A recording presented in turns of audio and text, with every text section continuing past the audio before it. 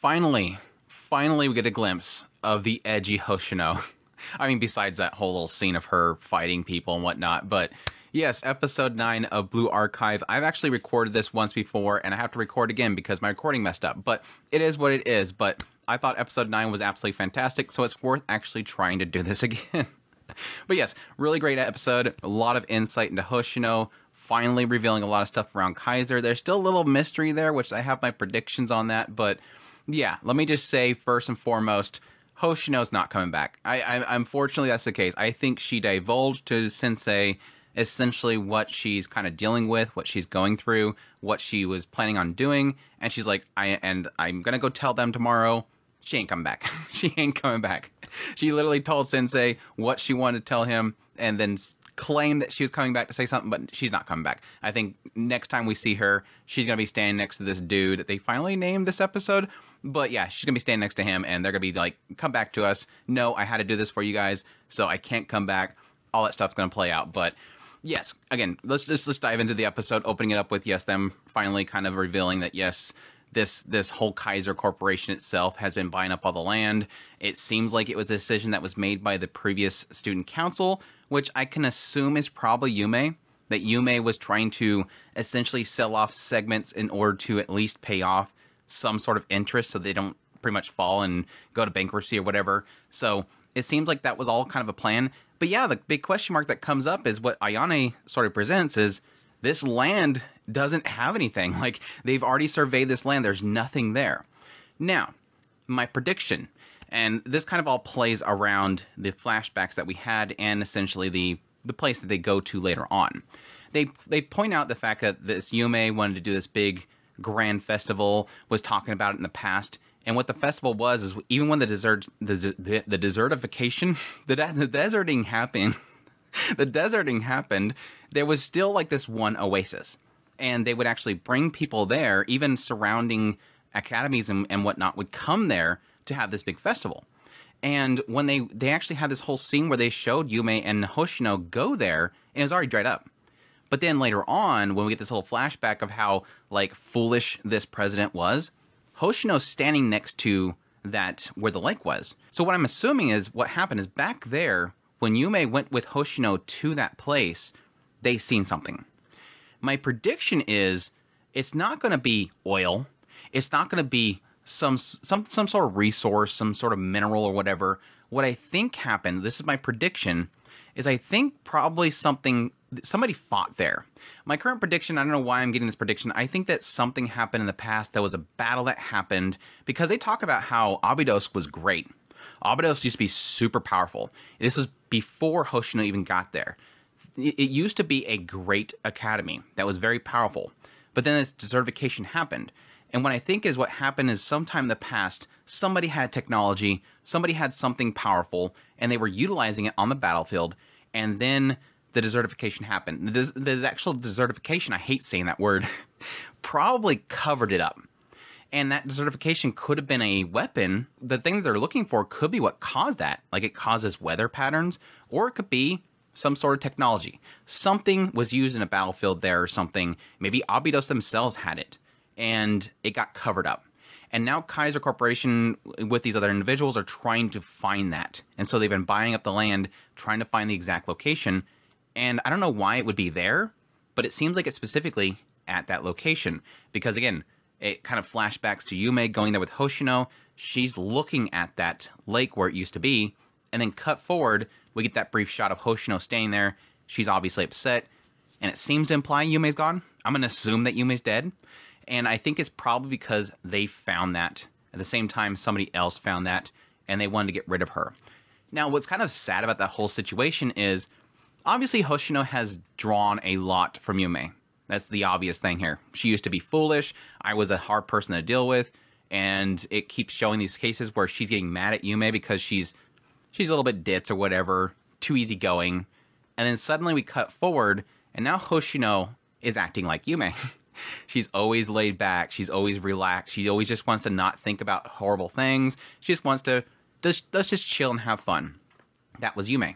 But additionally, there's also another symbolism in the idea that it shows briefly Hoshino's shield.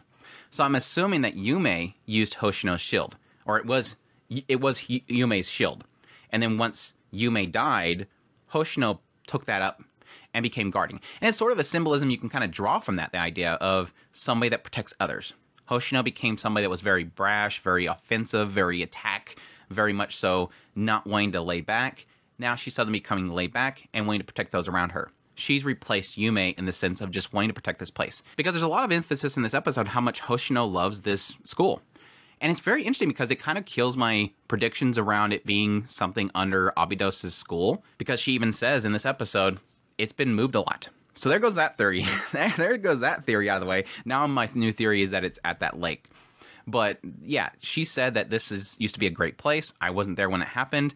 But because of this deserting certification that keeps happening, they kept having to move the academy. So it's not even where it used to be. She said this is what it has come to because it's moved so much. So it even implies there. But again, what was kind of cemented in that whole segment is what Sensei keeps kind of making her say, but you like this place. Yeah, of course. It was because she came here, and despite the fact that she was brash and everything, she met Yume, she fell in love with the school and the people in it. And she made the task force. And now she cares for these individuals that are now a part of the task force. You know, Shiroko, Serika, Nonomi, Ayane. She loves them.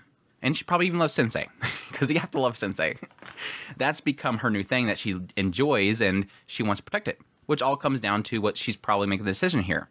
Even, I mean, it's cemented the moment that they went out there, is the Kaiser Corporation, I guess for some reason there's no laws against it in this world. They can just up their interest rates.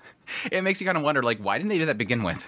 They could have just raised up the interest rates and taken everything. Why would they wait this long to finally up the interest rates like super high? It's gotten to that point where they can't really do anything about it. So again, it comes down to Hoshino only has one choice, to give herself up. Now, my question mark is it part of that agreement that if she gives herself up, they forgive the debt and thus the school itself can remain and Kaiser has the rest? That's the question mark. But it seems to be what that's implying, that that's the direction it's going to end up going, which, yeah, technically makes sense why she cut everybody off in the end, because I agree with Shiroko. For once, to being violent, I finally agree with them. Like, the whole bank robbery thing was like, yeah, cute girls doing bank robberies. It was funny. Ha, ha, ha. But it's like, yeah, what choice do they have at this point?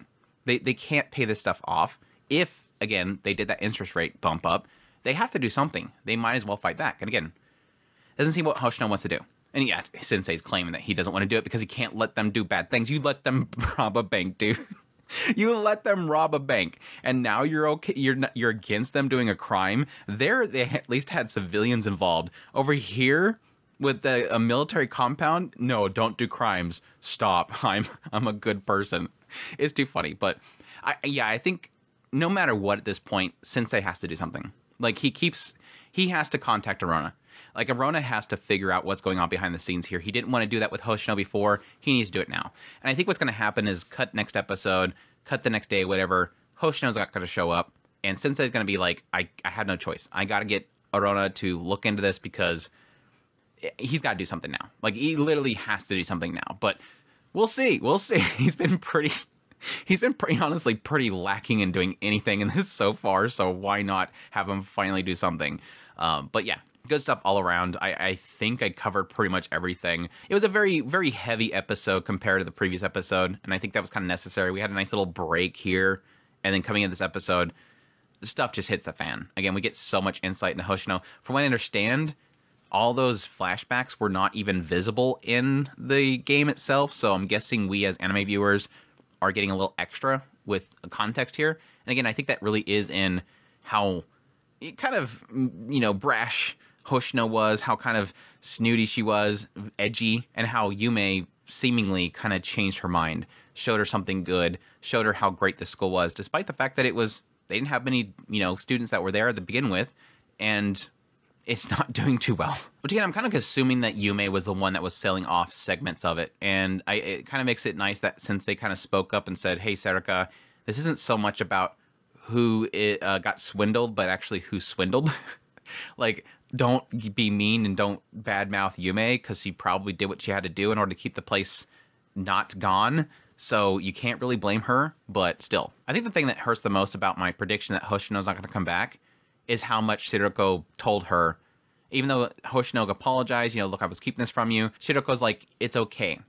I trust you. It's like, oof, oof, she's not coming back. You trusted her. She's not going to come back. It's a hurt. It hurts. Anyways, that's my thoughts on episode 9 of Blue Archive. Hope you guys enjoyed this video. As always, if you did, make sure that like button down below, comment. Let me know what you thought of the episode. If you're new to the channel, make sure to subscribe. And if you like this content and you want to support us more, I have a Patreon link, tips, links to thanks membership button down below. Greatly appreciate what it does. Take care.